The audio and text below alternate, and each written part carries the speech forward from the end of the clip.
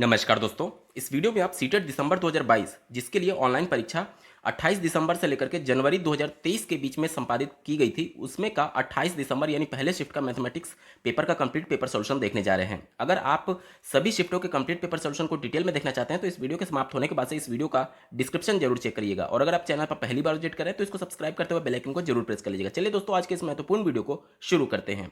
पहला प्रश्न आप अपने स्क्रीन पर देख पा रहे होंगे। 4 अंकों की सबसे बड़ी संख्या तथा 4 अंकों की सबसे छोटी संख्या के अंतर को जब 15 से भाग दिया जाता है तो शेषफल क्या होगा। आपसे पूछा जा रहा है 4 अंकों की सबसे बड़ी संख्या क्या हो जाएगी। ये हो जाएगा 4 बार 9, और 4 अंकों की सबसे छोटी संख्या क्या हो जाएगी, वो हो जाएगा 1000। इन दोनों का क्या बोला गया है, डिफरेंस करना है, यानी अंतर। अंतर करेंगे तो कितना आ जाएगा, देखिए 9 9 9 और ये 8। अब इसको 15 से भाग देना है, ठीक है। यानी 8999 को, देखिए 8999 को 15 से जब हम लोग भाग देंगे तो कितनी बार में जाएगा, देखिए 15 छाक 90 हो जाएगा, जो कि 89 से ज़्यादा हो जा रहा है, तो 15 पचे 75, 5 बार में ये जाएगा, ठीक है। उसके बाद से 14 शेष बचेगा। उसके बाद से देखिए एक 14 नहीं कट पाएगा तो हमें 9 ऊपर से उतारना पड़ेगा। अब कितनी बार में जाएगा, 15 दहाई 150 हो जाएगा, यानी कि ये 9 बार में जाएगा। 9 बार में जाएगा तो कितना हो जाएगा, 135, ठीक है। 135 हो जाएगा, फिर यहाँ से 14 शेष बच जाएगा, और फिर ऊपर से ये वाला 9 हम लोग उतारेंगे। फिर कितनी बार में जाएगा, फिर 9 बार में जाएगा और 135 हो जाएगा, और इस बार घटाएंगे तो कितना शेषफल बचेगा, 14 बचेगा, ठीक है। तो यही हमसे पूछा गया था कि 15 से भाग देने पर शेषफल कितना बचेगा, तो उत्तर क्या आएगा, ऑप्शन नंबर 4 देखिए 14 इसका बिल्कुल सटीक जवाब है। अगला प्रश्न पूछा गया था 11 इकाइयां 10 दहाइयां 12 सैकड़े माइनस 1000 किसके बराबर होगा। ध्यान से देखिएगा, 11 इकाइयां, इकाई का मतलब एक, और 11 इकाई यानी कि टोटल 11 की बात की जा रही है, प्लस 10 दहाइयां बात की गई हैं। देखिए एक दहाई में 10 होता है, तो 10 दहाई में कितना हो जाएगा, 100 हो जाएगा। कितना हो जाएगा, 100। यहां तक क्लियर। उसके बाद से 12 सैकड़े की बात की गई है। एक सैकड़े में 100 के बराबर इसकी वैल्यू होगी, और 12 सैकड़े में 1200 के बराबर इसकी वैल्यू होगी, प्लस 1200, ठीक है। उसके बाद से कहा जा रहा है माइनस 1000, तो यहां से माइनस मैं 1000 कर देता हूं, तो देखिए कितना हो जाएगा, ये हो जाएगा 1200, एक 1300 और 1311 हो जाएगा, 1311, ठीक है। इसमें से हमें क्या घटा देना है, 1000 घटा देना है, तो देखिए क्या बचेगा, 1 1, उसके बाद से 3, और ये कट जाएगा, यानी कि कितना बचेगा, 311। दिए गए विकल्प में देखिए ऑप्शन नंबर 2 इसका बिल्कुल अप्रोप्रिएट आंसर है। अगला प्रश्न पूछा गया था 15 20 और 25 के सबसे छोटे सार्वगुणज, सबसे छोटे सार्वगुणज की बात की जा रही है, और सबसे बड़े सार्वगुणनखंड का अंतर क्या होगा। ध्यान से समझिएगा। सबसे पहले तो आपको यह समझना होगा कि गुणज क्या होता है और गुणनखंड क्या होता है। देखिए अगर मैं 2 का गुणज पूछूं तो 2 में नेचुरल संख्याओं से आप गुणा करते जाइए। जैसे नेचुरल संख्या कौन कौन सी है, 1 है, 2 है, 3 है, 4 है। तो जब किसी संख्या का गुणज निकालना होता है तो उसको क्रमशः प्राकृतिक संख्याओं से आप गुणा करते जाइए, जो वैल्यू मिलेगी वही उसका गुणज होगा। यानी सीधे तौर पर आप ये समझ लीजिए कि जिस भी संख्या का गुणज पूछा जाएगा उसका आपको पहाड़ा पढ़ना है। जैसे कि 2 का गुणज क्या हो जाएगा, 2 गुणे 1 यानी 2 हो जाएगा। 2 का अगला गुणज क्या हो जाएगा, 2 गुणे 2 यानी कि 4 हो जाएगा। अगला गुणज क्या हो जाएगा, 2 गुणे 3 यानी कि 6 हो जाएगा। अगला गुणज क्या हो जाएगा, 2 गुणे 4 यानी कि 8 हो जाएगा। इसी तरीके से ये अनंत तक चलेगा, ठीक है। गुणज समझ में आ गया। अब बात करते हैं गुणनखंड की। मान लीजिए कोई एक संख्या 8 है, तो ऐसी कितनी संख्याएं होंगी जो कि 8 को पूरी तरीके से विभाजित कर दे, उसे उसका गुणनखंड बोलते हैं। तो इसका गुणनखंड क्या हो जाएगा, 2 से ये पूरी तरीके से विभाजित हो जाएगा, 4 से पूरी तरीके से विभाजित हो जाएगा, और 8 से पूरी तरीके से विभाजित हो जाएगा। तो ये 2 4 8 इस संख्या 8 के गुणनखंड के तौर पर जाने जाएंगे। यहां तक क्लियर हो गया। चलिए अब हमसे पूछा गया था सार्वगुणज। सार्वगुणज का मतलब क्या हो गया कि देखिए 15 का, 20 का और 25 का, तीनों का आपको गुणज निकालना है, और तीनों में जो कॉमन होगा सबसे छोटा संख्या वो हमारा सार्वगुणज बोला जाएगा। और इसी प्रकार से 15 20 और 25 का गुणनखंड आप निकालेंगे, और तीनों में जो सबसे बड़ा गुणनखंड होगा, तीनों में जो सबसे बड़ा गुणनखंड होगा वही उसका सार्वगुणनखंड बोला जाएगा, ठीक है। चलिए सबसे पहले सार्वगुणज की बात कर लेते हैं। तो 15 का गुणज क्या हो जाएगा, आप 15 का पहाड़ा पढ़ते जाइए, 15 15, फिर उसके बाद से 30 हो जाएगा, फिर 15 3 45 हो जाएगा। इसी प्रकार से आप चलते चलेंगे। इसके बाद से 20 का जब आप पहाड़ा पढ़ेंगे तो देखिए 20, उसके बाद 40, उसके बाद 60, और इसी प्रकार से अनंत तक चलेंगे। उसके बाद से 25 का करेंगे तो 25, फिर हो जाएगा 50, फिर हो जाएगा 75, इसी तरीके से अनंत तक चलेंगे। तो आपको इसी तरीके से चलते जाना है पहाड़ा पढ़ते हुए, और उसके बाद से देखना है कि इसमें से सबसे छोटा कॉमन कौन सा हमें मिल रहा है, ठीक है। देखिए 15 का जब आप यहाँ पर गुणज देखेंगे तो इसी प्रकार से 15 का नेचुरल यानी प्राकृतिक संख्याओं से गुणा करते जाएंगे तो आपको एक बार 300 मिलेगा, ठीक है। यानी कि 15 को आप 20 बार पहाड़ा पढ़े हैं तो 300 तक आप पहुंच गए। इसी प्रकार से 20 का जब आप पहाड़ा पढ़ते जाएंगे नेचुरल प्राकृतिक संख्या से गुणा करते जाएंगे तो यहाँ पर भी आपको 300 मिलेगा, और इसी प्रकार से 25 का भी पहाड़ा पढ़ते जाएंगे तो यहाँ पर भी आपको 300 मिलेगा। यानी कि मैंने आपको क्या बोला था, सार्वगुणज वो होता है जो तीनों संख्याओं में कॉमन हो और सबसे छोटा हो। यानी कि पहला संख्या जो तीनों में कॉमन हो जाएगा वही हमारा सार्वगुणज बोला जाएगा। यानी इसका सार्वगुणज कितना हो गया, 15, 20 और 25 का सार्वगुणज कितना हो जाएगा, वो हो जाएगा 300। कितना हो जाएगा, सार्वगुणज की वैल्यू हमारी 300 आ गई। अब हमें सार्वगुणनखंड निकालना है। सार्वगुणनखंड कैसे निकालते हैं, तो देखिए 15 का गुणनखंड करेंगे तो किस किस से ये कटेगा, ये कटेगा आपका 3 से, 5 से, उसके बाद से स्वयं की संख्या यानी 15 से। 20 का अगर हम लोग गुणनखंड निकाल तो किस किस से कटेगा, 2 से कटेगा, 4 से कटेगा, 5 से कटेगा, उसके बाद से 10 से कटेगा और स्वयं की संख्या से कटेगा। इसी प्रकार से 25 का अगर हम लोग निकालें गुणनखंड तो क्या हो जाएगा, 5 से कटेगा और 25 से कटेगा। यहां तक क्लियर हो गया। अब ध्यान से देखिएगा, मैंने क्या बोला, गुणनखंड में सार्वगुणनखंड वो होगा जो तीनों में कॉमन हो, और हमसे क्या बोला गया, सबसे बड़ा। अब देखिए सबसे बड़ा इन तीनों में कौन सी संख्या है जो कॉमन है। देखिए यहां पर देखिए 5 इसमें भी है, 5 इसमें भी है और 5 इसमें भी है, तीनों में 5 है। यानी कि सार्व का मतलब तीनों में कॉमन, और गुणनखंड यानी कि तीनों में ये गुणनखंड कॉमन है, इसके अलावा कोई भी संख्या कॉमन नहीं है, तो यही हमारा सार्व गुणनखंड हो जाएगा। अब हमसे क्या बोला गया था, सार्व गुणज और सार्व गुणनखंड का अंतर बताना है। देखिए सार्व गुणज हमारा कितना मिला था, 300 मिला था, और सार्व गुणनखंड कितना मिल गया, 5 मिल गया। तो इन दोनों का अंतर कितना हो जाएगा, 295। दिए गए विकल्प में देखिए ऑप्शन नंबर 4 इसका बिल्कुल एप्रोप्रिएट आंसर हो जाएगा। अगला प्रश्न पूछा गया था, गुणनफल 201 गुणे 105 में क्या जोड़ा जाए जिससे 21,171 प्राप्त हो जाए। तो सबसे पहले आपको इन दोनों का गुणा कर देना है, और जो भी वैल्यू आएगी उसको इसमें से घटा देंगे तो हमें एग्जैक्ट आंसर पता चल जाएगा। देखिए 201 गुणे 105 आपको करना है, तो गुणा करते हैं। 5 ये हो जाएगा, ये 0 हो जाएगा, और 5 दूनी 10 यहाँ पर हो जाएगा। उसके बाद से देखिए 0 0 0 हो जाएगा, उसके बाद से ये हो जाएगा 201, और सबको जोड़ देते हैं, कितना आएगा देखिए 5 0 1 1 2। अब हमें इतना प्राप्त करना था, यानी कि इसमें से इस वैल्यू को घटा देंगे, ठीक है। तो क्या हो जाएगा, 21,171 माइनस 21,105। देखिए 11 में से 5 जाएगा 6, यहाँ बचा 6, और उसके बाद से ये सभी कट जाएंगे, यानी 66 हमारा उत्तर आएगा। दिए गए विकल्प में देखिए ऑप्शन नंबर 2 यहाँ पर बिल्कुल एप्रोप्रिएट आंसर हो जाएगा। अगला प्रश्न पूछा गया था, किसी विद्यालय में 1260 विद्यार्थी हैं जिनमें से 2/3 लड़के हैं और शेष लड़कियां हैं, ठीक है। टोटल बच्चों की संख्या 1260 है, जिनमें से 2/3 लड़के हैं, यानी लड़कियों की संख्या कितनी हो जाएगी, 1/3 हो जाएगी। लड़कों की संख्या की 3/4 खिलाड़ी हैं, ठीक है, और लड़कियों की संख्या का आधा भी खिलाड़ी हैं। तो हमसे ये पूछा जा रहा है विद्यालय में विद्यार्थियों की संख्या जो खिलाड़ी नहीं है वो कौन से होंगे, ठीक है, उनकी संख्या क्या होगी। तो ध्यान से देखिएगा, हमसे क्या बोला गया, टोटल बच्चों की संख्या कितनी है, 1260। 1260 में लड़कों की संख्या कितनी है, तो 2/3 है, तो इसमें मैं 2/3 यानी 2/3 से गुणा कर दूंगा। अब ये टोटल बच्चों यानी लड़कों की संख्या आ गई। अब टोटल लड़कों में से 3/4 खिलाड़ी हैं, तो फिर इसमें 3/4 से मैं गुणा कर दूंगा, तो कितने बच्चे कितने लड़के खिलाड़ी हैं उसकी संख्या हमें पता चल गई, ठीक है। यानी देखिए इसकी वैल्यू कितना आ जाएगी, ये इससे कट जाएगा, ये इससे काटेंगे तो 2 बार में जाएगा, यानी 1260 में 2 से भाग देंगे तो कितना आ जाएगा, 630। यानी 630 क्या हो जाएंगे, ये बॉय प्लेयर हो जाएंगे, ठीक है, बॉय प्लेयर हो जाएंगे, यानी कि लड़के खिलाड़ी की संख्या 630 हो गई। अब देखिए लड़कियों की बात की जाए तो लड़कियों की संख्या टोटल 1260 का कितना था, शेष बोला गया था। जब लड़कों की संख्या 2/3 था तो शेष 1 माइनस 2/3 करेंगे तो कितना आ जाएगा, 1/3 आ जाएगा, ठीक है। ये टोटल लड़कियों की संख्या हो गई, और जितनी टोटल लड़कियां हैं उसका आधा भी खिलाड़ी हैं, यानी इसमें आधा कर देंगे यानी 2, ठीक है। तो अब देखिए 3 दूनी 6, 6 से अगर हम लोग काटे तो 6 दूनी 12 और 10 हो जाएगा, यानी कि 210, ठीक है। यानी कि 210 जो है वो गर्ल प्लेयर हैं, ठीक है। अब इन दोनों को अगर हम लोग जोड़ दें तो 0 4 और ये 8, 840 टोटल प्लेयर की संख्या आ गई, लड़के और लड़कियों को मिला करके। हमसे क्या बोला गया था, जो खिलाड़ी नहीं है उनकी संख्या बताना है। तो टोटल बच्चों की संख्या 1260 है, इसमें से खिलाड़ी की संख्या जो कि 840 है उसको घटा देते हैं, तो देखिए 0 ये 2 और 12 में से 8 जाएगा तो 4 बचेगा, 420। दिए गए विकल्प में देखिए ऑप्शन नंबर 3 इसका बिल्कुल एप्रोप्रिएट आंसर हो जाएगा।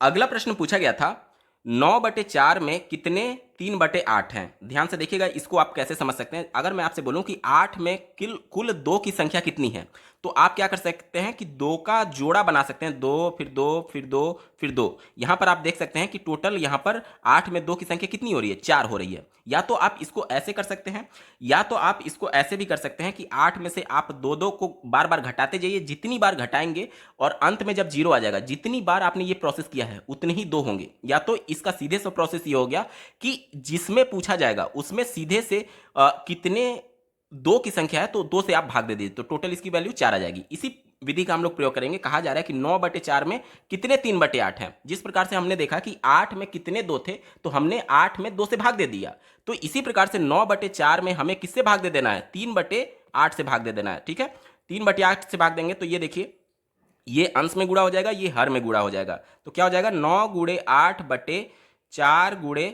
3। तो देखिए 4 दूनी 8 और 3 त्रिका 9, 3 दूनी 6। दिए गए विकल्प में देखिए ऑप्शन नंबर 2 इसका बिल्कुल एप्रोप्रिएट आंसर है। अगला प्रश्न पूछा गया था, नीना एक सब्जी की दुकान से 3 किलो 650 ग्राम प्याज और 1 किलो 800 ग्राम टमाटर खरीदे। प्याज का भार टमाटर के भार से कितना अधिक है, यानी दोनों को आपको घटा देना है सिंपली। ठीक है, तो 3 किलो और 650 ग्राम है क्या प्याज, और टमाटर की बात करें तो 1 किलो और 800 ग्राम है। अब यहां पर देखिए, इसको जब घटाएंगे तो यहां पर देखिए 650 में से 800 तो घट नहीं सकता है, और ये ग्राम को रिप्रेजेंट कर रहा है। ये वैल्यू जो है दशमलव के बाद वो ग्राम को रिप्रेजेंट कर रहा है, और ये दशमलव के पहले वाला किलोग्राम को रिप्रेजेंट कर रहा है।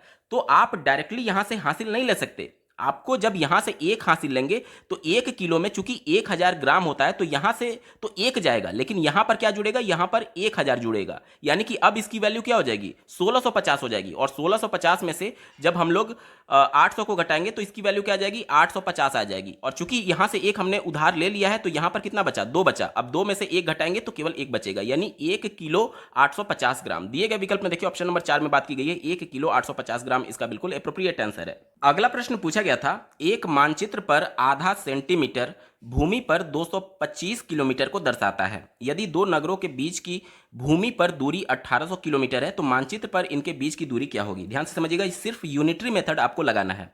कहा यह जा रहा है कि 225 किलोमीटर को आधा सेंटीमीटर के द्वारा रिप्रेजेंट किया गया है। तो यहां पर देखिए 225 कितने को रिप्रेजेंट कर रहा है, आधा सेंटीमीटर को। ठीक है, आधा सेंटीमीटर को।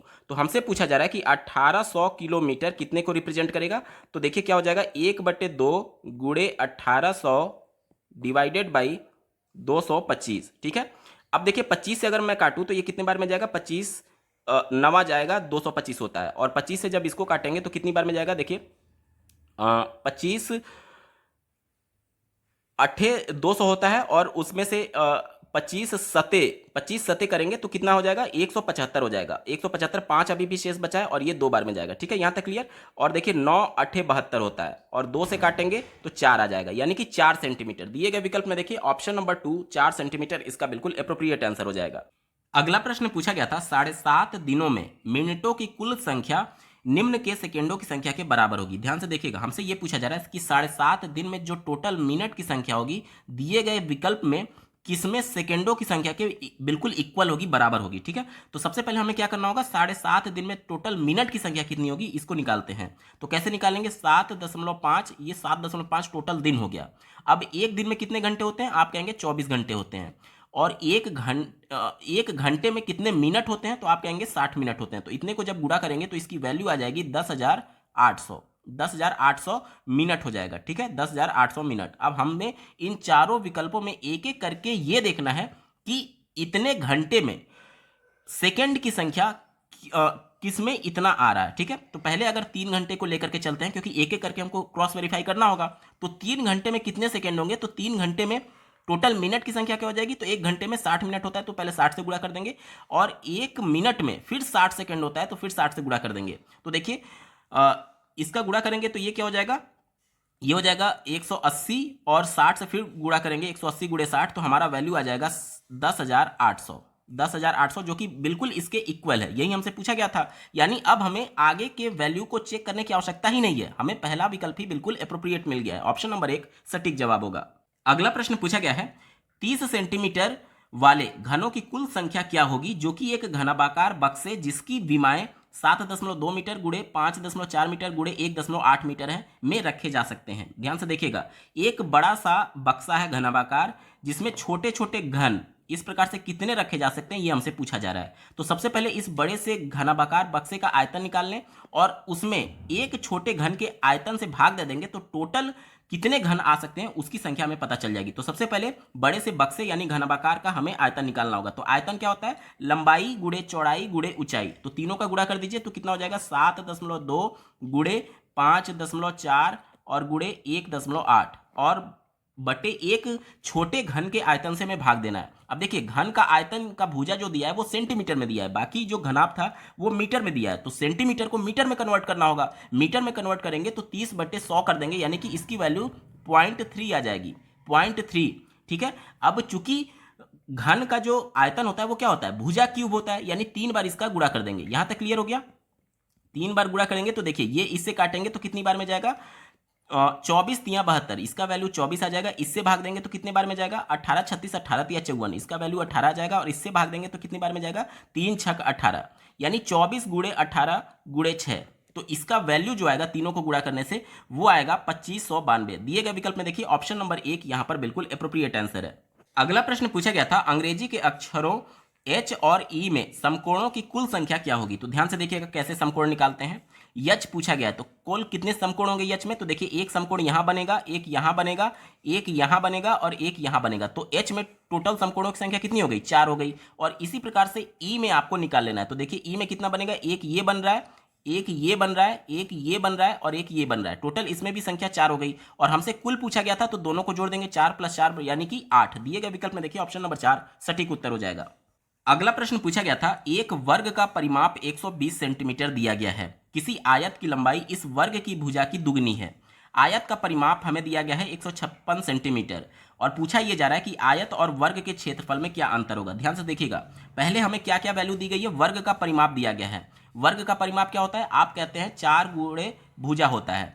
4 गुणे भुजा का मान कितना दिया गया, 120। यहां से हम ए की वैल्यू यानी वर्ग की भुजा कितनी मिल जाएगी, 30 सेंटीमीटर मिल जाएगी। ये वर्ग की भुजा हो गई। इसी प्रकार से देखिए आयत का, अब इसके अलावा यहां पर देखिए एक और वैल्यू दी गई है कि आयत की जो लंबाई है वो वर्ग की भुजा की दुगनी है, यानी आयत का जो लंबाई हो जाएगा वर्ग का भुजा जो 30 था उसका दुगना, यानी 30 गुणे 2 यानी कि लंबाई कितना हो जाएगी, 60 सेंटीमीटर हो जाएगा।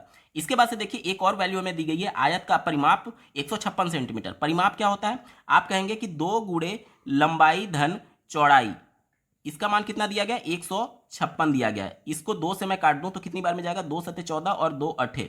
ठीक है, तो अब देखिए यल की वैल्यू हमें 60 पता है तो बी का वैल्यू क्या हो जाएगा, 78 - 60 यानी कि 18 हमें पता चल जाएगा। ठीक है, अब हमसे यह पूछा गया है कि आयत और वर्ग के क्षेत्रफल का अंतर बताइए। वर्ग का क्षेत्रफल क्या होता है, आप कहेंगे भुजा का स्क्वायर यानी कि 30 का स्क्वायर यानी कि 900। और आयत का क्षेत्रफल क्या होता है, आप कहेंगे कि लंबाई गुणे चौड़ाई, लंबाई गुणे चौड़ाई यानी लंबाई आपका कितना है 60 और चौड़ाई कितना है 18। 18 से जब गुणा करेंगे देखिए 18 0 हो जाएगा और 18 × 90 और उसके बाद से 108 हो जाएगा। कितना हो जाएगा, 108। ठीक है, तो 1080 में से आपको 900 घटा देना है तो कितना आ जाएगा, 180 आ जाएगा, 180 सेंटीमीटर स्क्वायर। दिए गए विकल्प में देखिए ऑप्शन नंबर 4 यहां पर बिल्कुल एप्रोप्रिएट आंसर हो जाएगा। अगला प्रश्न पूछा गया था किसी टेस्ट में 25 विद्यार्थियों द्वारा प्राप्तांक नीचे दिया गया है। 25 बच्चों ने किसी सब्जेक्ट में कितने नंबर पाए हैं उसकी वैल्यू यहां पर दी गई है प्रत्येक बच्चे की। ठीक है, हमसे यह पूछा जा रहा है कि कितने विद्यार्थी का प्राप्तांक 55 और 75 के बीच में है।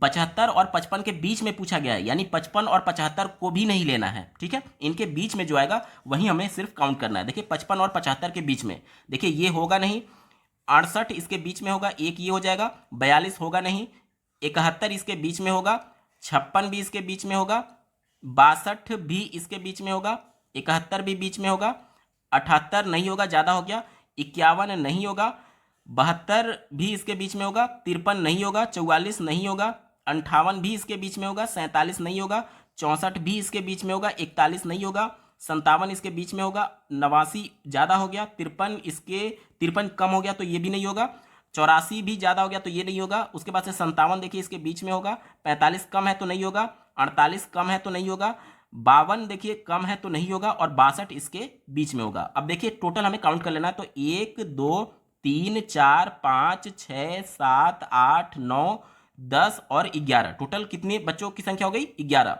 ऑप्शन नंबर 2 यहां पर बिल्कुल एप्रोप्रिएट आंसर है। अगला प्रश्न पूछा गया था, निम्न तालिका में एक दुकानदार द्वारा सप्ताह के 6 दिनों में बेची गई पुस्तकों की संख्या हमें दी गई है। ठीक है, देखिए यहां पर प्रत्येक दिन कितना कितना पुस्तक बेचा गया ये हमें संख्या दे दिया गया है। आगे ये पूछा गया कि दुकानदार द्वारा रविवार यानी कि इसकी बात की जा रही है, सोमवार यानी इसकी बात की जा रही है, और बृहस्पतिवार यानी कि इसकी बात की जा रही है, को बेची गई पुस्तकों की कुल संख्या। तो पहले इन सबको जोड़ लेते हैं, इनकी कुल संख्या कितनी आ जाएगी? देखिए 65 + 40 105 हो गया, और 20 125 हो गया, यानी कि 125। ठीक है, अब क्या बोला जा रहा है? शुक्रवार कहां पर है? ये है शुक्रवार। ठीक है, बुधवार, ये और शुक्रवार तथा बुधवार को बेची गई पुस्तकों, तो 70 में 50 जोड़ेंगे तो कितना आ जाएगा? 120 हो जाएगा। इनके बीच का अंतर हमें पूछा जा रहा है, यानी दोनों को डिफरेंस कर देंगे तो कितना हो जाएगा? 125 में से 120 घटेगा तो 5 आएगा। दिए गए विकल्प में देखिए ऑप्शन नंबर 1 इसका बिल्कुल एप्रोप्रिएट आंसर है। अगला प्रश्न पूछा गया है, नीचे दिए गए पैटर्न का अवलोकन करिए। यहां पर एक पैटर्न दिया गया है, इसको आपको ऑब्जर्व करना है, और कहा यह जा रहा है कि उपयुक्त पैटर्न में लुप्त संख्याएं क्रमशः पहचानिए। यहां पर देखिए एक लुप्त संख्या, एक लुप्त संख्या यहां पर है, तो यहां पर कौन सी संख्या आएगी ये हमसे पूछा जा रहा है। ध्यान से देखिएगा पैटर्न को क्या किया गया है। पहले 2 × 1 = 2, फिर 3 × 2 = 6। तो यहाँ पर सिंपली इक्वल के बाद वाला मल्टीप्लीकेशन है, तो ये इसमें तो कोई कंफ्यूजन नहीं है। इसके बाद से इस वाली संख्या को देखिए, दूसरी वाली संख्या 1 2 3 4 5 6 7 8 9, यानी कि ये प्राकृतिक संख्या डायरेक्टली ये आ रही है, तो इसमें भी कोई कंफ्यूजन नहीं है। इसके बाद से पहली वाली संख्या को देखिए, पहली संख्या क्या है? 2 है, उसके बाद से 3 है, उसके बाद से 5 है, उसके बाद से 7 है, उसके बाद से 11 है, यानी कि ये क्या है? ये आपका अभाज्य संख्या है, जो केवल अपने से स्वयं की संख्या से केवल विभाजित होती है। देखिए 11 के बाद 13 है, 17 है, 19 है, ये सभी अभाज्य संख्या है। तो 19 के बाद से अगली अभाज्य संख्या क्या आएगी? 19 के बाद से अगली अभाज्य संख्या जो आती है वो 23 आती है। क्या आती है? 23। अब 23 × 9 कर देंगे तो देखिए 9 × 3 = 27 का 7 हाथ में 2, 9 दूनी 18 और 2 20, 207 आ जाएगा। देखिए ऑप्शन नंबर 2 में बात किया गया है, यही विलुप्त संख्या में बताना था, तो यहाँ 23 हो जाएगा, और इसका मल्टीप्लीकेशन करेंगे तो 207 हो जाएगा। 23 और 207, ऑप्शन नंबर 2 सटीक जवाब है। अगला प्रश्न पूछा गया था, प्राथमिक श्रेणी के बच्चों के लिए सन्निकटन और अनुमान की समझ निम्नलिखित संकल्पनाओं में से किस संकल्पना के विकास की ओर ले जाएगी? ध्यान से समझिएगा। अनुमान लगाना और सन्निकटन मतलब कि जैसे मान लीजिए कि मैं यहाँ पर लिख रहा हूँ 5.89355, तो इसका सन्निकटन क्या हो जाएगा? इसका सन्निकटन 6 हो जाएगा, यानी कि इसके बिल्कुल निकटतम वैल्यू, और अनुमान हम लोग लगा रहे हैं जैसे कि इसका अनुमान लगभग इतने के बराबर होगा। तो यही हमसे पूछा जा रहा है कि सन्निकटन और अनुमान की समझ जो है वो बच्चों में किसके कॉन्सेप्ट को डेवलप करेगी? पहला दिया गया संक्रामिकता, इसका मतलब ट्रांजिटिविटी होता है इंग्लिश में, और इसका मतलब क्या हुआ? ध्यान से समझिएगा। इसका मतलब ये हुआ, अगर कोई एक वैल्यू जो कि मान लीजिए x है वो y के बराबर है, और y जो है वो z के बराबर है, x y के बराबर है और y z के बराबर है, तो हम लोग इससे क्या निष्कर्ष निकाल रहे हैं? ये निष्कर्ष निकाल रहे हैं कि x भी फिर z के बराबर हो जाएगा। इसी को बोलते हैं संक्रामिकता। ठीक है, तो सन्निकटन वैल्यू के अनुमान के माध्यम से हम लोग इस बच्चे में ये विकसित कर सकते हैं। कैसे? ध्यान से समझिएगा। अगर x की वैल्यू मान लीजिए कि 1.432 है, y की वैल्यू मान लीजिए कि 1.443 है, और z की वैल्यू मान लीजिए कि 1.423 है, तो यहाँ पर देखिए ये लगभग इसके बराबर है और ये भी लगभग इसके बराबर है। सन्निकटन बोला गया ना, यानी कि लगभग बिल्कुल एग्जैक्ट की बात नहीं की जा रही है, बल्कि उसके नज़दीक की बात की जा रही है। यानी कि ये इसके बराबर है, ये इसके बराबर है, यानी हम लोग क्या निष्कर्ष निकाल सकते हैं? एक्स जेड के बराबर होगा। इसी को तो संक्रामिकता बोलते हैं। तो ये इस बच्चों में ये डेवलप किया जा सकता है। दूसरा देखिए, मापन की बात की जा रही है, तो ये भी बात बिल्कुल सही है। जैसे कि हम लोग क्या करते हैं, किसी लंबाई को देख करके ये अनुमान लगा रहे होते हैं कि हाँ ये लगभग 1 मीटर के आसपास होगा। तो अनुमान लगाने से बच्चों में मापन के कॉन्सेप्ट को डेवलप किया जा सकता है। नमूना यानी कि पैटर्न की बात की जा रही है, तो पैटर्न अलग कॉन्सेप्ट हो गया, ये ज्यामिति में चला गया। पैटर्न, किसी भी प्रकार के पैटर्न की बात, तो ये अनुमान के तहत बच्चे में ये डेवलप नहीं किया जा सकता। परिकल्पना की बात की जा रही है, परिकल्पना बिल्कुल सही होगा। कैसे? ध्यान से समझिएगा। मान लीजिए कि जो जनगणना 2011 में हुई थी उसके बहुत सारे आंकड़े हैं, उन बहुत सारे आंकड़ों के हिसाब से हम लोग हाइपोथेटिकल थिंकिंग कर सकते हैं कि महिलाओं का पिछली जनगणना जो कि 2001 में हुआ था उसके बाद से कितना उत्थान हुआ है, महिलाओं की शिक्षा में कितना प्रोग्रेस हुआ है। तो ये क्या हो रहा है, ये हम लोग अनुमान लगा रहे हैं किस हिसाब से, परिकल्पना के हिसाब से, और वो आया कहां से, वो डेटा के हिसाब से आया था। तो यानी ये भी बच्चों में डेवलप किया जा सकता है, यानी ए, बी और डी इसका बिल्कुल सटीक जवाब हो जाएगा। दिए गए विकल्प में देखिए ऑप्शन नंबर 4 में बात की गई, विकल्प नंबर 4 एप्रोप्रिएट आंसर है। अगला प्रश्न पूछा गया था, जब एक बच्चे को 567 को लिखने के लिए कहा गया तब उसने इस प्रकार से लिख दिया, इस त्रुटि का सर्वाधिक उपयुक्त कारण क्या हो सकता है। ध्यान से समझिएगा, यहां पर 567 बच्चे को लिखने के लिए बोला गया, तो यहां पर बच्चे को इस प्रकार से लिखना चाहिए था।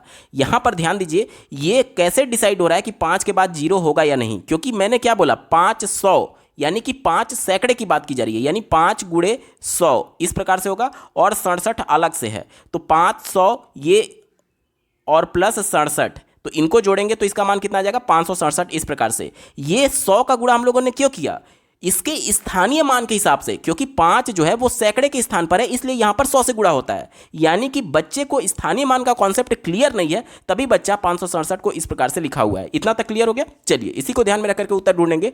चौथा विकल्प दिया गया है, स्थानीय मान की अवधारणा पढ़ाने में शिक्षक की नाकामी। तो देखिए, अभी बच्चा यहाँ पर इनिशियल स्टेज में गलती कर रहा है, इसको तुरंत आप शिक्षक की नाकामी के तौर पर नहीं देखेंगे स्टार्टिंग में, ठीक है। तो ये गलत हो गया, हमारा उत्तर नहीं होगा, क्योंकि हमें मोस्ट एप्रोप्रिएट आंसर को सेलेक्ट करना होता है, ठीक है। तीसरा दिया गया, बच्चा केवल 2 अंकीय संख्याएं पहचानता है। देखिए, केवल एकमात्र एक ही, पूर्ण रूप से, संपूर्ण रूप से, ये जितने भी शब्द दिख जाए वो हमेशा निगेटिव होता है, कभी भी हमारा उत्तर नहीं होगा। पहला विकल्प देखिए, बच्चा कक्षा में ध्यान नहीं दे रहा है और एक लापरवाह श्रोता है। ध्यान से देखिएगा, कोई भी ऐसा विकल्प जो कि बच्चे को कम आके या फिर उसको लापरवाह बताए वो हमेशा निगेटिव होता है, कभी भी हमारा उत्तर नहीं होगा। एक ही विकल्प बच्चा एक सतर्क श्रोता है, सतर्क है तभी तो वो कम से कम 567 को इस प्रकार गलत ही सही लेकिन लिख पा रहा है। अगर उसने सुना होगा तभी तो लिख पाया होगा, यानी वो सतर्क है, एक्टिव है, किंतु स्थानीय मान की अवधारणा को स्थापित नहीं कर पाया है। ऑप्शन नंबर 2 यहां पर बिल्कुल एप्रोप्रिएट है, यही इसका सटीक जवाब होगा। अगला प्रश्न पूछा गया था, निम्नलिखित में से कौन सा संस्कृति विशिष्ट ज्ञान का उदाहरण है जो प्रारंभिक स्तर के गणित अधिगम के बहुत छोटे बच्चों द्वारा प्रदर्शित किया जाता है। ध्यान से देखिएगा, किसकी बात की जा रही है, बहुत छोटे बच्चे जो कि अभी बिल्कुल इनिशियल स्टेज में है, पहली बार हो सकता है विद्यालय जा रहे हैं। तो हमसे यह पूछा जा रहा है कि गणित में ऐसा संस्कृति विशिष्ट ज्ञान का उदाहरण हमें बताना है, क्या हो सकता है। देखिए, संस्कृति विशिष्ट ज्ञान का मतलब जो किसी विशेष संस्कृति से जुड़ी हुई हो। अब संस्कृति क्या होता है, बच्चे का परिवेश, जिस परिवेश में वो पल रहा है। जैसे कि मान लीजिए उत्तर भारत में उत्तर प्रदेश और बिहार से सटे जो भी एरिया हैं वहाँ पर आप देखेंगे तो यहाँ पर बोलने का जो लहजा है वो दिल्ली के बंदे के बोलने के लहजे से अलग होता है। तो ये कैसे होता है, ये संस्कृति पर की वजह से प्रभाव पड़ता है, यानी कि वहाँ का इन्वायरमेंट कैसा है, उस बच्चे को परिवेश कैसा मिला है और जिस प्रकार से वो अपने आसपास के लोगों को उच्चारण करते हुए देखता है उसी प्रकार से वो भी उच्चारण करना सीख जाता है। ठीक है, यहाँ तक क्लियर हो गया। अब देखिए, कुछ लोग डिजिट 11 को कुछ लोग 11 बोलते हैं। क्या बोलते हैं, 11। देखिए, ई का यहाँ पर उच्चारण आता है, 11 इस प्रकार से इसको बोलते हैं 11, और इसी को कुछ लोग 11 बोलते हैं। क्या बोलते हैं, 11 बोलते हैं। तो यहां पर देखिए, यहां पर डिजिट वही है लेकिन यहां पर ई से शुरू हो रहा है और यहां पर आधा ग से शुरू हो रहा है, 11 और 11। तो ये कैसे हो रहा है, ये संस्कृति के हिसाब से हो रहा है, यानी कि बच्चे का जो लालन पालन हो रहा है या फिर जो कुछ भी अपने परिवेश में वो देख रहा है, जाहिर सी बात है उसी को तो अर्जित करेगा, उसी से तो सीखेगा। तो ये परिवेश यानी संस्कृति विशिष्ट ज्ञान का उदाहरण हो जाएगा। और ये क्या है, ये है अधिगमकर्ता द्वारा प्रयुक्त शब्द संख्या, यानी जो प्रयुक्त शब्द वो यूज कर रहा है संख्या के लिए वो उसकी संस्कृति से कहीं ना कहीं डिफाइन हो रही है। ऑप्शन नंबर 1 यहां पर बिल्कुल अप्रोप्रिएट है, यही इसका सटीक जवाब हो जाएगा। बाकी की अगर विकल्पों की बात करें तो देखिए, संख्या संक्रियाएं यानी कि नंबर ऑपरेशन की बात की जा रही है। तो जोड़ घटाना गुणा भाग, ये तो चाहे आप किसी भी स्थान का बच्चा हो वहीं संक्रिया लगाएगा, तो ये तो होगा नहीं, क्योंकि हमें संस्कृति का प्रभाव दिखाना है। किस पर पड़ेगा, तो ये उच्चारण पर पड़ेगा, जो कि ऑप्शन नंबर 1 में दिया गया है। बाकी दिक संबंधी समझ ये भी नहीं होगा, गणितीय पहेलियां आदि हल करना ये भी नहीं होगा। ऑप्शन नंबर 1 सटीक जवाब है।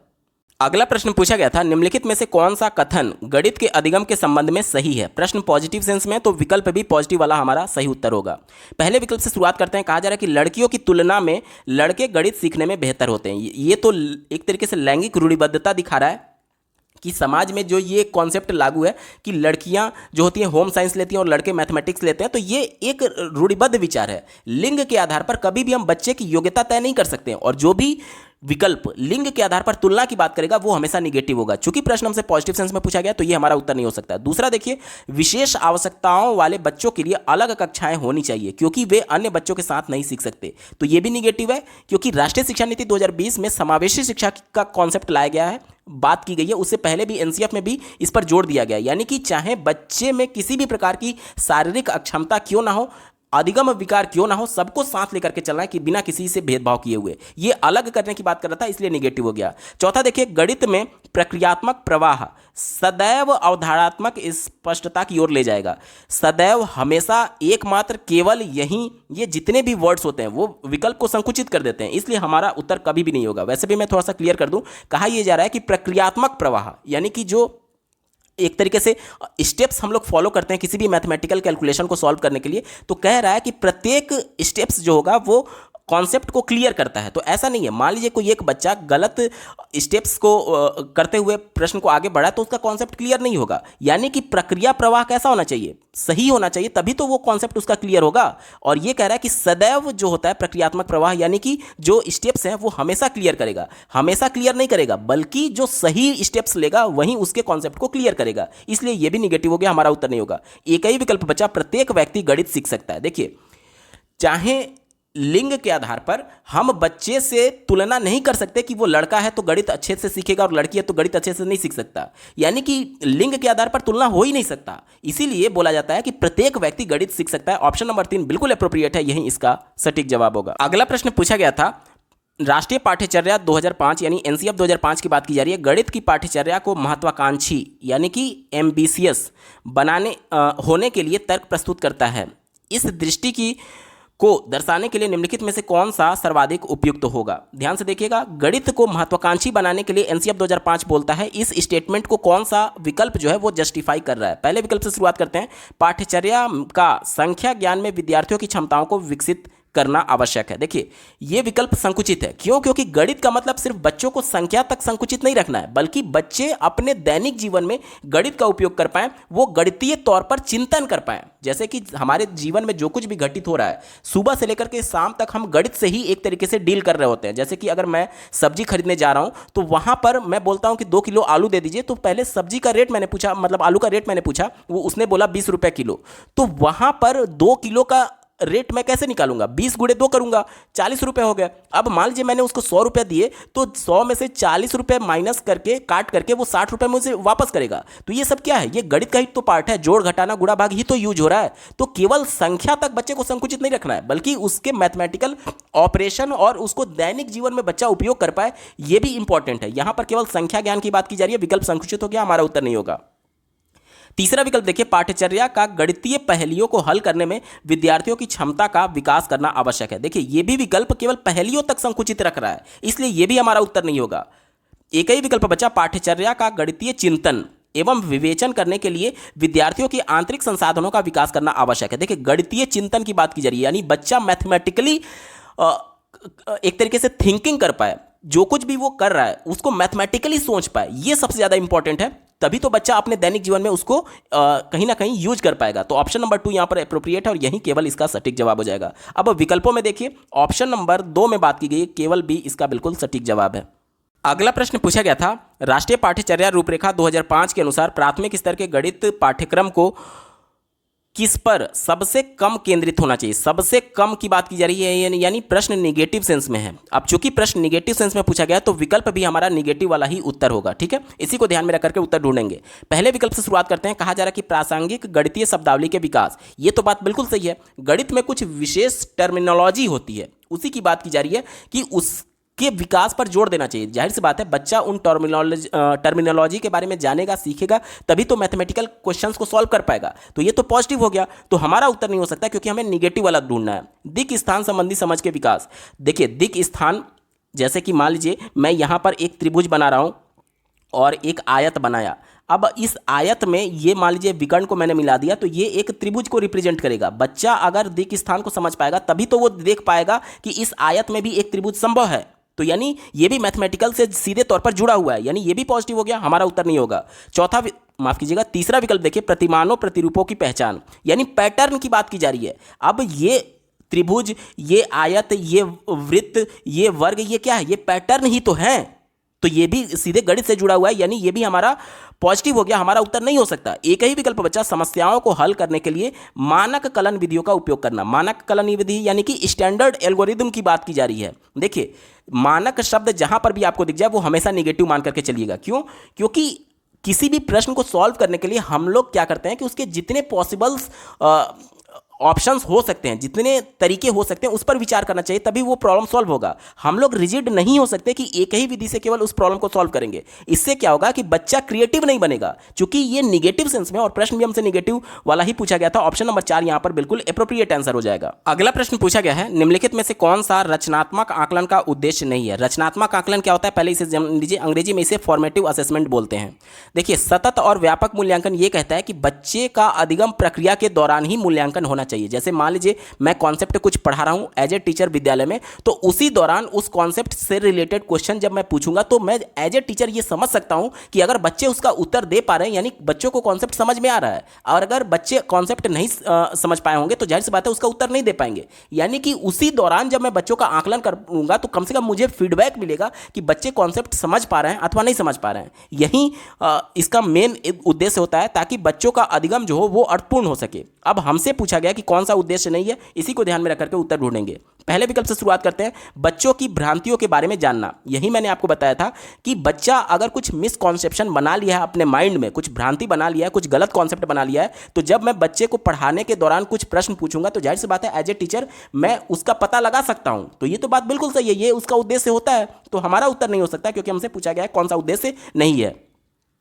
दूसरा देखिए, ज्ञान के निर्माण में बच्चे की समझ को आंकना। बिल्कुल सही बात है, जब मैं बच्चे से प्रश्न पूछूंगा तो वो कितना समझ पाया है मुझे एज ए टीचर फीडबैक के तौर पर प्राप्त हो जाएगा, यानी ये मैं बच्चों की समझ के बारे में आकलन कर सकता हूं। तो ये भी बात बिल्कुल सही है, तो हमारा उत्तर नहीं होगा, क्योंकि हमसे निगेटिव वाला पूछा गया था। चौथा देखिए, यह जानना कि शिक्षण युक्ति विधि उपयुक्त है या नहीं। देखिए, मान लीजिए कक्षा में 50 बच्चे हैं, मैं बच्चे को कोई कॉन्सेप्ट बता रहा हूं, जिसमें से 45 बच्चे को वो कॉन्सेप्ट नहीं समझ में आ रहा है जब मैं उनसे कुछ प्रश्न पूछ रहा हूं, तो इसका मतलब क्या हुआ? इसका मतलब एज ए टीचर मुझे ये निकालना होगा कि जिस विधि से मैं बता रहा हूं मेजॉरिटी ऑफ कैंडिडेट नहीं समझ पा रहे हैं, यानी कि मेरे पढ़ाने की विधि में ही कुछ ना कुछ गड़बड़ी है, यानी मेरी शिक्षण विधि उपयुक्त नहीं है।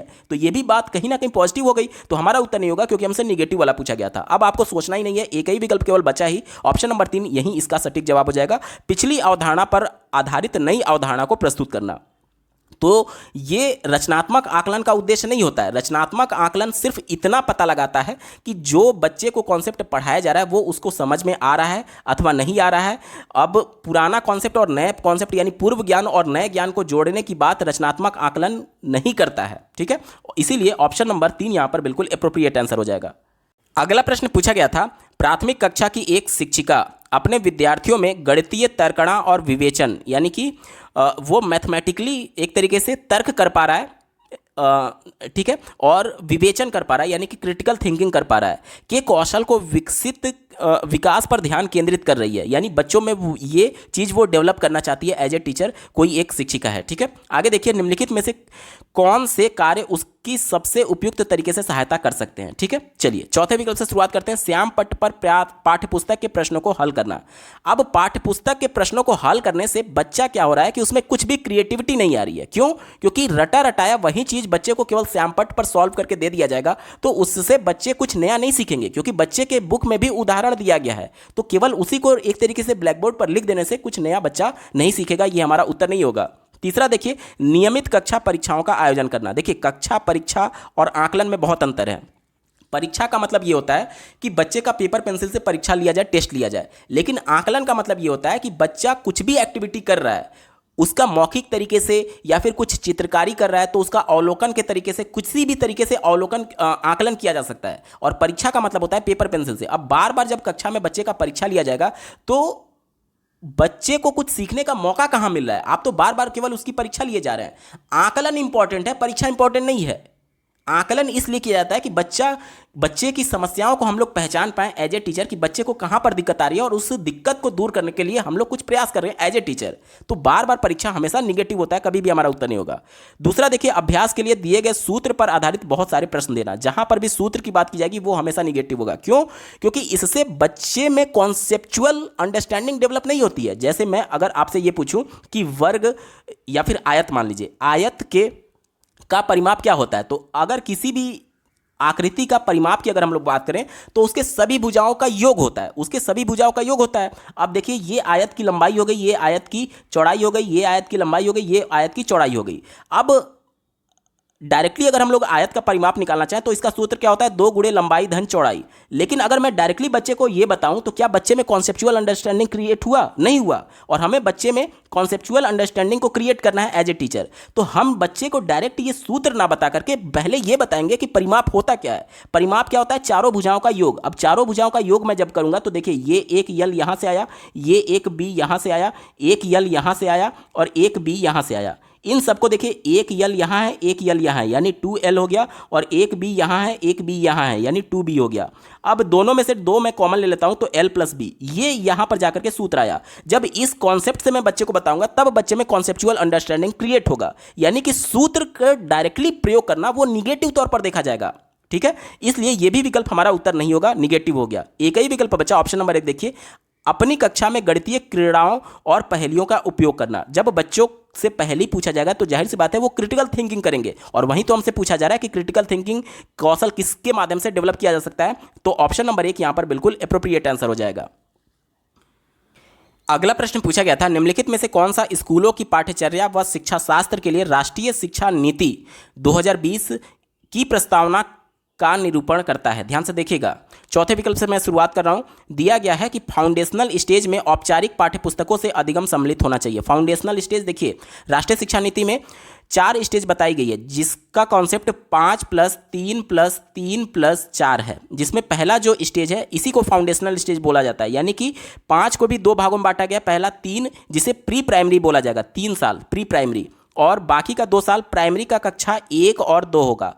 देखिए, यहाँ का 3 साल, प्री प्राइमरी का 3 साल और प्राइमरी का 2 साल मिला करके ये पहला वाला 5 को डिनोट करता है। तो कहा यह जा रहा है कि फाउंडेशनल स्टेज यानी कि प्री प्राइमरी के 3 साल, यानी कि बच्चा जब नर्सरी में है, LKG में है और UKG में है और कक्षा 1 और 2 में है, तो कहा यह जा रहा है चौथे विकल्प में कि फाउंडेशनल स्टेज में औपचारिक पाठ्यपुस्तक से अधिगम सम्मिलित होना चाहिए। तो ये तो गलत हो गया ना, क्योंकि बच्चे को खेल के माध्यम से पढ़ाना है, उसको किताबों के माध्यम से नहीं पढ़ाना है। बच्चा जब पहली बार नर्सरी में स्कूल में जाएगा तो क्या आप उसको किताबों के माध्यम से पढ़ाएंगे? नहीं, खेल के माध्यम से पढ़ाया जाता है। इसलिए यह विकल्प निगेटिव हो गया, क्योंकि यहां पर किताबों की बात की गई है। तीसरा विकल्प देखिए, 5+2+3 के नए डिजाइन में स्कूल पाठ्यक्रम और शिक्षा शास्त्र को पुनर्गठित करना। अभी मैंने आपको क्या बताया, 5+3+3+4 है, और यहां पर देखिए क्या लिखा गया है, तो यह गलत हो गया, हमारा उत्तर नहीं होगा। दूसरा विकल्प देखिए, 5+3+3+4 के नए डिजाइन में स्कूल पाठ्यक्रम और शिक्षण शास्त्र को पुनर्गठित करना। तो ये बात बिल्कुल सही है। पहला देखिए, अधिगम समग्र और एकीकृत होना चाहिए। ये भी बात बिल्कुल सही है। एकीकृत का मतलब कि कई विषयों को एक साथ जोड़ करके पढ़ाना चाहिए। अब देखिए, NCF 2005 ये कहता है कि बच्चों के कक्षा 1 और 2 में EVS की कोई भी अलग से पुस्तक नहीं है, लेकिन उसको गणित और भाषा के माध्यम से पढ़ाया जाता है। गणित के माध्यम से कैसे? बच्चे को संख्या सिखाया जाता है 1, और 1 सिखाने के लिए उसके आगे एक बिल्ली का चित्र बना रहेगा। बच्चे को संख्या सिखाया जा रहा है 2, और उसके आगे 2 बिल्ली का चित्र बना रहेगा। बिल्ली क्या है? उसके परिवेश का हिस्सा है, जिसे बच्चे ने प्रत्यक्ष तौर पर देखा हुआ है। और परिवेश क्या हो गया? उसके इन्वायरमेंट का पार्ट है, और इन्वायरमेंट क्या गया? वही तो EVS है। कक्षा 1-2 में EVS की कोई पुस्तक ही नहीं है प्राइमरी में, लेकिन उसको गणित के माध्यम से EVS पढ़ाया जा रहा है। बिल्ली उसके परिवेश का भाग था, जो कि पर्यावरण का पार्ट था। यानी कि एकीकृत करने की बात NCF कहता है, यानी ये भी बात बिल्कुल सही है। पहला और A और B यहां पर सही हो जाएगा। दिए गए विकल्प में देखिए, ऑप्शन नंबर 2 में बात की गई है, A और B इसका बिल्कुल सटीक जवाब है। अगला प्रश्न पूछा गया था, एक शिक्षक हस्तकौशल सामग्री जैसे कि ब्लॉक, मार्बल इत्यादि का प्रयोग गुणन की अवधारणा को विकसित करने के लिए करता है। इस प्रकार के हस्तकौशल सामग्री का उपयोग क्या करेगा? देखिए, गुणन की अवधारणा यानी कि बच्चे को कैलकुलेशन में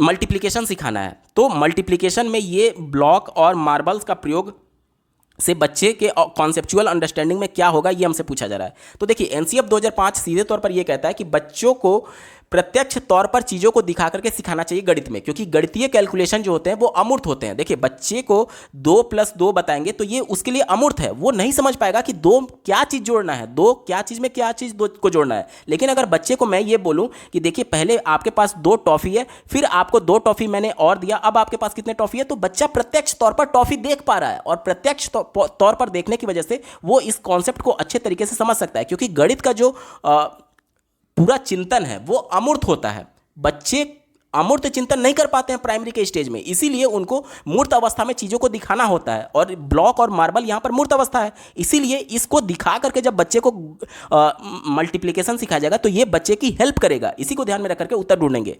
पहला विकल्प दिया गया शिक्षार्थियों में दुविधा और असमंजस उत्पन्न करता है, तो ये गलत हो गया। औपचारिक कलन विधियों को समझने में बाधा डालता है, ये भी गलत हो गया। छोटे बच्चे को खाली समय देता है, देखिए खाली समय से कोई मतलब ही नहीं है इसमें। एक ही विकल्प बचा, अवधारणात्मक अधिगम में सहायता करता है, ये बात बिल्कुल सही है। कॉन्सेप्चुअल अंडरस्टैंडिंग में डेवलप करने में ये मदद करेगा, मूर्त चीज़ों में बच्चों को दिखा करके गणित के बारे में समझाना। ऑप्शन नंबर 4 बिल्कुल अप्रोप्रिएट है, यही इसका सटीक जवाब होगा। अगला प्रश्न पूछा गया था, निम्नलिखित में से किसका उपयोग बच्चों में किसी विशेष अवधारणा के प्रति भ्रांतियों यानी मिसकॉन्सेप्शंस एंड अधिगम में आ रही कठिनाइयों के विश्लेषण के लिए किया जाता है। अधिगम में आ रही कठिनाइयों के लिए हम लोग क्या करते हैं, डायग्नोस्टिक टेस्ट करते हैं, ठीक है। डायग्नोस्टिक टेस्ट को हिंदी में नैदानिक परीक्षा बोलते हैं। ऑप्शन नंबर 3 यहाँ पर बिल्कुल अप्रोप्रिएट आंसर हो जाएगा। सबसे पहले बच्चे को आ रही समस्याओं के बारे में जानते हैं, जिसे नैदानिक परीक्षा के माध्यम से जानते हैं। उसके बाद से जब हमें प्रॉब्लम पता चल गया तो उसको दूर करने के लिए फिर से रेमेडियल टीचिंग करते हैं, यानी उपचारात्मक शिक्षण करते हैं। तो हमें सिर्फ इतना ही पूछा गया था कि कठिनाइयों का पता लगाना है, तो कठिनाइयों का पता लगाने के लिए नैदानिक परीक्षण यानी कि डायग्नोस्टिक टेस्ट होगा। अगला प्रश्न पूछा गया है, कथन में दी गई जानकारी के आधार पर निम्नलिखित में से कौन सी सुझाई गई शिक्षण विधियां शिक्षार्थियों को गणितीय ज्ञान का निर्माण करने में प्रत्यक्ष अनुभव प्रदान करेगी। प्रत्यक्ष अनुभव यानी कि खुद से करके सीखने से जो बच्चे को अनुभव प्राप्त होगा उसे प्रत्यक्ष अनुभव बोला जाता है, ठीक है, यानी बच्चा खुद करके सीखेगा। इसी को ध्यान में रख करके उत्तर ढूंढेंगे। देखिए स्टेटमेंट क्या दिया गया है। स्टेटमेंट ये दिया गया है कि एक शिक्षक इस अवधारणा को पढ़ाना चाहता है कि चतुर्भुज के चारों कोणों का योगफल 360 अंश होगा। अब बच्चे को खुद करके ये सीखने के लिए कौन सा विकल्प अप्रोप्रिएट होगा, ये हमसे पूछा जा रहा है। देखिए पहला शिक्षण विधि ये कहता है कि शिक्षक श्याम पट्ट पर एक चतुर्भुज बनाता है, यानी कि श्याम पट्ट यानी ब्लैक बोर्ड पर चतुर्भुज कौन बना रहा है, टीचर बना रहा है, और उसके कोणों को चांदा का उपयोग करके मापता है और दिखाता है कि कोण का योग 360 अंश के बराबर है। तो यहाँ पर बच्चा खुद से अनुभव थोड़ी प्राप्त किया, खुद से करके थोड़ी सीखा, इसलिए ये हमारा उत्तर नहीं होगा, क्योंकि इसमें जो कुछ भी एक्टिविटी हो रही है वो टीचर कर रहा है, ना कि बच्चे कर रहे हैं। दूसरा देखिए, शिक्षक कागज के टुकड़े पर एक चतुर्भुज खींचता है, यहां पर भी शिक्षक कर रहा है, बच्चा खुद से नहीं कर रहा है, और फिर उनका एक विकर्ण खींचता है ताकि चतुर्भुज को 2 त्रिभुजों में विभाजित किया जा सके। वह त्रिभुजों के कोण गुणधर्म का उपयोग करके दिखाता है कि चतुर्भुज का कोण का योगफल 360 अंश होता है। तो यहां पर भी पूरा एक्टिविटी टीचर कर रहा है, बच्चा खुद से नहीं कर रहा है, इसलिए यह भी हमारा उत्तर नहीं होगा, क्योंकि प्रश्न में हमसे प्रत्यक्ष अनुभव की बात की गई थी। प्रत्यक्ष अनुभव तभी प्राप्त होगा जब बच्चा खुद करेगा, इसलिए यह भी हमारा उत्तर नहीं होगा। एक ही विकल्प बचा, ऑप्शन नंबर 3 देखिए, शिक्षक छात्रों को कागज के टुकड़े पर विभिन्न प्रकार के चतुर्भुज बनाने के लिए कहता है। देखिए अब यहां पर शिक्षक चतुर्भुज नहीं बना रहा है, बल्कि जो छात्र हैं वो विभिन्न टुकड़ों पर चतुर्भुज बना रहे हैं, छात्र बना रहे हैं, ठीक है। शिक्षक उनको निर्देशित कर रहा है कि आप कागज के टुकड़ों पर चतुर्भुज बनाइए, और उनके आंतरिक कोणों को मापने और प्रत्येक प्रकार के चतुर्भुज के कोणों का योग खोजने के लिए कहता है। यानी कि यहाँ पर टीचर सिर्फ इंस्ट्रक्शन दे रहा है, और जो कुछ भी एक्टिविटी करना है वो बच्चे कर रहे हैं, बच्चे करके सीख रहे हैं, यानी प्रत्यक्ष अनुभव प्राप्त होगा। इसलिए ऑप्शन नंबर 3 यहाँ पर बिल्कुल अप्रोप्रिएट है। यानी 4 विकल्प में आप देखिए ऑप्शन नंबर 2 में केवल 3 की बात की गई, ऑप्शन नंबर 2 सही जवाब होगा। अगला प्रश्न पूछा गया है, राष्ट्रीय पाठ्यचर्या रूपरेखा 2005 यानी एनसीएफ 2005 के अनुसार विविध संस्कृतियों यानी अलग अलग कल्चर की बात की जा रही है, जहां से बच्चे आए होंगे विद्यालय में पटरी विक्रेता, पटरी यानी कि स्ट्रीट वेंडर की बात की जा रही है, जो सड़कों पर रेडी लगा करके कुछ भी बेच रहे हैं, जैसे फल हो गया, सब्जी हो गया, कुछ भी, उन्हें स्ट्रीट वेंडर या फिर पटरी विक्रेता बोला जाता है। और आम लोगों द्वारा उपयोग किए जाने वाले गणित को प्राइमरी कक्षा के गणित पाठ्यचर्या में शामिल किए जाने हेतु निम्नलिखित में से कौन सा कथन सही नहीं है। निगेटिव वाला हमसे पूछा जा रहा है, तो वही हमारा उत्तर होगा, ठीक है, ध्यान से समझिएगा।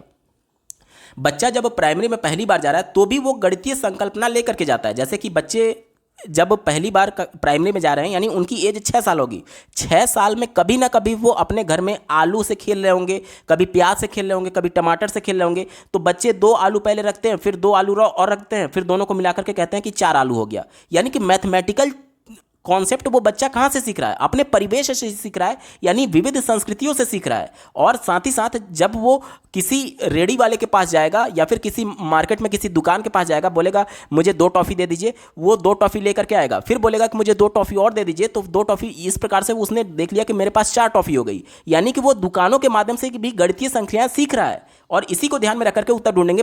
विकल्प हमें निगेटिव वाला चुनना है। चौथा विकल्प दिया गया, विविध पृष्ठभूमि से आए बच्चे संख्याओं, गिनती और परिकलन के विभिन्न तरीकों को चर्चा में शामिल कर सकते हैं। ये बात बिल्कुल पॉजिटिव है। क्यों पॉजिटिव है? क्योंकि एनसीएफ 2005 ये कहता है कि बच्चे को गणित उसके परिवेश से जोड़ करके बताना चाहिए, क्योंकि परिवेश से बच्चा मूर्त अनुभव लेकर के आया हुआ है विद्यालय में। ये चूंकि पॉजिटिव हो गया तो हमारा उत्तर नहीं होगा, क्योंकि हमसे निगेटिव सेंस में पूछा गया था। ठीक है, चलिए बात करेंगे तीसरे विकल्प की। तीसरा विकल्प दिया गया है कि विभिन्न संस्कृतियों में प्रयुक्त गणितीय व्यवहारों को शामिल करना गणित के अधिगम को रुचिपूर्ण और प्रासंगिक बनाने के लिए किया जा सकता है। यह भी बात बिल्कुल सही है। अब बच्चे के परिवेश से कुछ उदाहरण मैं ले रहा हूं, तो जाहिर सी बात है बच्चे उससे कहीं ना कहीं रिलेटेबल होंगे, बच्चे उससे कहीं ना कहीं जुड़ाव महसूस करेंगे, और जुड़ाव महसूस करेंगे तो वो उनके लिए रुचिपूर्ण होगा। जब बच्चे उसमें इंटरेस्ट लेंगे तो जाहिर सी बात है उनमें इंटरनल मोटिवेशन जनरेट होगा इस चीज़ों को समझने के लिए, क्योंकि बच्चा रुचि ले रहा है। तो ये बात तो पॉजिटिव हो गई, तो हमारा उत्तर नहीं हो सकता, क्योंकि हमसे नेगेटिव सेंस में पूछा गया था। दूसरा विकल्प देखिए, आम लोगों द्वारा प्रयुक्त गणितीय संक्रियाएं काफी समृद्ध और महत्वपूर्ण हैं और उनका उपयोग कक्षाई चर्चा में शामिल किया जा सकता है। बिल्कुल सही बात है, क्योंकि एनसीएफ 2005 परिवेश से जोड़ करके गणित पढ़ाने की बात करता है, तो ये भी पॉजिटिव है। इसलिए हमारा उत्तर नहीं होगा, क्योंकि हमसे नेगेटिव वाला पूछा गया था। एक ही विकल्प बचा, ऑप्शन नंबर 1 देखिए, औपचारिक गणित, यानी कि विद्यालय में जो गणित पढ़ाई जाती है, और पटरी विक्रेता यानी कि स्ट्रीट वेंडर जो है, और आम लोगों में प्रयोग किए जाने वाले गणित में कोई संबंध नहीं है। तो ये बात बिल्कुल निगेटिव है। बच्चे को स्कूल में भी 2 + 2 = 4 बताया जाता है, और बच्चा जब बाहर टॉफी खरीदने जा रहा है तो पहले 2 टॉफी खरीदा, फिर 2 टॉफी खरीदा, तो इसके माध्यम से भी बच्चा 4 उत्तर तक पहुंच पा रहा है। यानी कि ये स्ट्रीट वेंडर के माध्यम से उसने गणित को सीखा और ये विद्यालय में सीख रहा है। दोनों में तो बिल्कुल संबंध है ना। ऐसा थोड़ी है कि विद्यालय में जो सीख रहा है वो गणित अलग है और जो स्ट्रीट वेंडर के माध्यम से जो गणित सीख रहा है वो अलग है। दोनों तो एक ही है ना, यानी डायरेक्टली उनमें संबंध है। और विकल्प क्या कह रहा है कि इनमें कोई संबंध नहीं है, इसलिए ये विकल्प निगेटिव है। और चूंकि निगेटिव वाला ही हमसे पूछा गया था, ऑप्शन नंबर 1 यहां पर बिल्कुल एप्रोप्रिएट आंसर हो जाएगा। अगला प्रश्न पूछा गया था, जब बच्चों को 2 भिन्नों को जोड़ने के लिए कहा जाता है तब एक सामान्य त्रुटि जो गणित का शिक्षक अक्सर पाता है वह यह है कि बच्चे अंश को अंश के साथ और हर को हर के साथ जोड़ देते हैं। ऐसी त्रुटि का सबसे संभावित कारण क्या हो सकता है? जैसे कि देखिए, अगर बच्चे को बोला गया कि 2/3 में 3/5 को जोड़िए, तो बच्चा क्या कर रहा है कि अंश को अंश के साथ जोड़ दे रहा है, यानी 2 3 5 कर दे रहा है, और हर को हर के साथ जोड़ दे रहा है, यानी 3 5 8 लिख दे रहा है। तो इसका संभावित कारण क्या हो सकता है, ये हमसे पूछा जा रहा है। ठीक है, चलिए पहले विकल्प से शुरुआत करेंगे, लिखित अभ्यास का अभाव। देखिए, लिखित अभ्यास यहाँ इंपॉर्टेंट नहीं है, यहाँ पर इंपॉर्टेंट यह है कि बच्चे इस भिन्न के जोड़ को, जो सामान्य तरीके से जोड़ होता है, जिसमें बच्चा 2 + 3 जैसे सामान्य तरीके से जोड़ता है, इसका सामान्यीकरण कर दे रहा है। यानी कि ऐसा नहीं है कि बच्चा सही नहीं जोड़ रहा है, लेकिन वो क्या कर रहा है कि अंश को अंश में जोड़ दे रहा है, यानी कि जो सीखा हुआ है, वो योग का कॉन्सेप्ट जो सीखा हुआ है उसका सामान्यीकरण कर दे रहा है। तो यहाँ पर लिखित अभ्यास से कोई मतलब नहीं है। दूसरा देखिए, कक्षा में सतर्कता का अभाव। तो मैं पहले भी बता चुका हूँ कि जो भी विकल्प बच्चों को कम सतर्क बताए या फिर कम एक्टिव बताए, उसके लिए भी टीचर रिस्पॉन्सिबल है। क्योंकि अगर बच्चा सही विधि से नहीं पढ़ाएगा तो बच्चा इंटरेस्ट नहीं लेगा, और इंटरेस्ट नहीं लेगा तो सतर्क नहीं रहेगा। यानी कि एनी हाउ आप बच्चे की गलती नहीं निकाल सकते, बच्चे की गलती होती ही नहीं है, हमेशा गलती टीचर की होगी। तो ये विकल्प बच्चे को कम सतर्क बता रहा है, इसलिए गलत हो गया। चौथा देखिए, शिक्षण अधिगम सामग्री की अनुपलब्धता, यानी टीएलएम की बात की जा रही है, teaching learning material non available है, इसकी वजह से ये बच्चे गलती कर रहे हैं। तो ये भी विकल्प गलत है। एक ही विकल्प बचा, प्राकृतिक संख्याओं के योग से संबंधित बच्चों की पूर्व समझ, यानी कि बच्चे नेचुरल नंबर को जिस प्रकार से जोड़ते हैं, वहीं उनका जो पूर्व समझ है उसी को वो लोग यहाँ पर अप्लाई कर दे रहे हैं। बच्चा जानता है कि 2 + 3 = 5 होता है, तो वो अंश को अंश में इसी प्रकार से जोड़ दे रहा है कि 2 + 3 = 5 हो जाएगा, इस प्रकार से। तो ये जो पूर्व समझ है उसका, उसी से वो उसको संबंधित कर रहा है, यानी रिलेट कर पा रहा है। इसी वजह से ये गलती हो रही है। ऑप्शन नंबर 3 यहां पर बिल्कुल एप्रोप्रिएट होगा। अगला प्रश्न पूछा गया था, निम्नलिखित में से आकलन की कौन सी विधि अधिगमकर्ताओं के बीच गणित में भय और चिंता को कम करने में सहायता करेगी? ध्यान से देखिएगा, बच्चे गणित को लेकर के भयभीत है। हमसे ये पूछा जा रहा है कि बच्चे को आकलन करना है, बच्चे का आकलन करना है, तो कौन सा ऐसा विधि होगा जिसके माध्यम से बच्चे में गणित के प्रति भय और चिंता को कम किया जा सकता है। ध्यान से देखिएगा, पहला दिया गया परियोजना यानी कि प्रोजेक्ट वर्क। देखिए प्रोजेक्ट वर्क में क्या होता है, बच्चे को कोई एक्टिविटी दे दी जाती है कि आप अपने मोहल्ले के घरों का सर्वेक्षण करिए कि किसके घर में ईंधन के कितने प्रकार के साधन हैं। तो यहाँ पर बच्चा घर घर जाकर के अपने मोहल्ले में जाकर के पता करेगा कि आप ईंधन का कौन कौन सा साधन प्रयोग करते हैं। तो कोई कहेगा कि मैं स्टोव पर खाना बनाता हूँ, कोई कहेगा मैं एलपीजी सिलेंडर पर खाना बनाता हूँ, कोई कहेगा कि मैं लकड़ी वाले चूल्हे पर खाना बनाता हूँ। तो ये अलग अलग क्या हो जाएगा, ईंधन के साधन हो जाएंगे। अब सभी को जोड़ करके बताया जा सकता है कि टोटल मेरे मोहल्ले में इतने ईंधन के साधन है। ये प्रोजेक्ट वर्क हो सकता है। तो इसमें कहीं ना कहीं गणितीय भय उसको कम किया जाएगा। क्यों? क्योंकि बच्चे को प्रत्यक्ष अनुभव प्राप्त हो रहा है, अपने परिवेश से जोड़ करके वो इन सभी चीज़ों को सीख रहा है। तो ये बच्चे के भय को कम करेगा। दूसरा देखिए सहयोगी अधिगम कार्य, यानी कि बच्चे को ग्रुप में सिखाना। लेव वाइगोत्स्की का ये कहना था कि बच्चे जब समूहों में कार्य करते हैं तो उनका अधिगम अर्थपूर्ण होता है और इससे बच्चे की भय को भी कम किया जा सकता है। तो ये भी बात बिल्कुल सही हो गई। तीसरा देखिए पेपर पेंसिल टेस्ट। जो भी पेपर पेंसिल टेस्ट होता है वो हमेशा नेगेटिव सेंस में देखा जाएगा। क्यों? एक तो बच्चा पहले से ही डर रहा है, अब डर रहा है गणित को लेकर के, अब आप उसकी परीक्षा ले रहे हैं बार बार पेपर पेंसिल के माध्यम से, तो वो उसमें और रुचि नहीं लेगा, और ज़्यादा भयभीत होने लगेगा, इसलिए ये निगेटिव हो जाएगा। चौथा देखिए योगात्मक आकलन। योगात्मक आकलन हमेशा निगेटिव होगा, समेटिव असेसमेंट इंग्लिश में बोलते हैं। क्यों निगेटिव होता है? देखिए बच्चा भयभीत है, यानी किसी ना किसी कॉन्सेप्ट को लेकर के डरा होगा। हो सकता है कि वो कॉन्सेप्ट ना समझ में आ रहा हो और धीरे धीरे वो चीज़ें उसको बोझिल लग रही हो। अगर बच्चे को कॉन्सेप्ट समझ में आने लगता तो जाहिर सी बात है वो उसके प्रति भयभीत नहीं होता। अब कॉन्सेप्ट उसका क्लियर नहीं हुआ और सत्र के अंत में यानी योगात्मक मूल्यांकन समेटिव असेसमेंट किया जा रहा है, जो कि फाइनल परीक्षा होती है। इससे बच्चे का हम असेसमेंट नहीं कर पाए कि किस कॉन्सेप्ट में बच्चे को प्रॉब्लम था। अगर बच्चे का रचनात्मक आकलन होता, यानी सत्र के बीच में जब अधिगम प्रक्रिया चल रही है उसी दौरान उसका आकलन किया जाता, तो हमें पता चल जाता कि हाँ बच्चे को इस कॉन्सेप्ट में प्रॉब्लम है और उसको उसी समय दूर किया जा सकता था। तो योगात्मक आकलन सत्र के अंत में आकलन करने की बात करता है, जो कि निगेटिव होता है, इसलिए यह भी हमारा उत्तर नहीं होगा। अब चारों विकल्पों में देखिए ए और बी केवल सही है, तो ऑप्शन नंबर 4 में दिया गया है ए और बी, इसका बिल्कुल एप्रोप्रिएट आंसर हो जाएगा। दोस्तों आपके मोटिवेशन की बहुत ज़्यादा ज़रूरत है। अगर आपको ये सभी वीडियो पसंद आ रहे हैं तो अपने दोस्तों में ज़्यादा से ज़्यादा शेयर जरूर करिएगा और वीडियो को लाइक जरूर करिएगा अगर आपको ये वीडियो पसंद आ रहे हैं तो। ये पेपर पूरा सॉल्व हो चुका है। आपको ये वीडियो कैसा लगा कमेंट के माध्यम से जरूर बताइएगा और प्रीवियस ईयर 2023 के सभी शिफ्टों के कंप्लीट पेपर सॉल्यूशन को देखने के लिए इस वीडियो का डिस्क्रिप्शन आप चेक कर सकते हैं। इस वीडियो को देखने के लिए आपका बहुत बहुत धन्यवाद। भगवान करे आपका दिन शुभ हो।